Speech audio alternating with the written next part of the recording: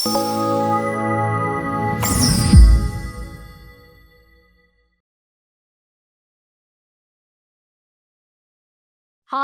రాష్ట్ర ముఖ్యమంత్రిగా వైఎస్ జగన్మోహన్ రెడ్డి సృష్టించిన ఆర్థిక విధ్వంసం అంతా ఇంతా కాదని మంత్రి నారా లోకేష్ అన్నారు.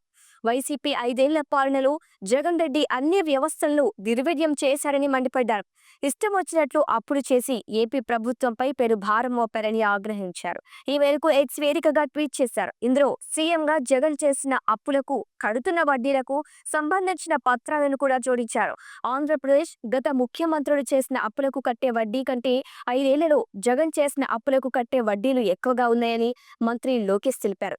58 ఏళ్ల పాటు ఏపీ ముఖ్యమంత్రులుగా ఉన్న అందరూ కలిపి చేసిన అప్పులపై 2019 నాటికి 14,155 కోట్లు వడ్డీ చెల్లిస్తున్నట్టుగా లోకేష్ వెల్లడించారు. అయితే జగన్ పాలించిన 5 ఏళ్ల కాలానికి అంటే 2024 నాటికి అప్పులపై కట్టాల్సిన వడ్డీ 24,942 కోట్లకు చేరిందని మంత్రి తెలిపారు. దాదాపు ఏపీకి చెందిన ముఖ్యమంత్రులు అందరూ చేసిన అప్పుపై కట్టిన వడ్డీ కంటే జగన్ చేసిన అప్పు కట్టే వడ్డీనే సుమారు 11,000 కోట్లు అధికమని వెల్లడించారు.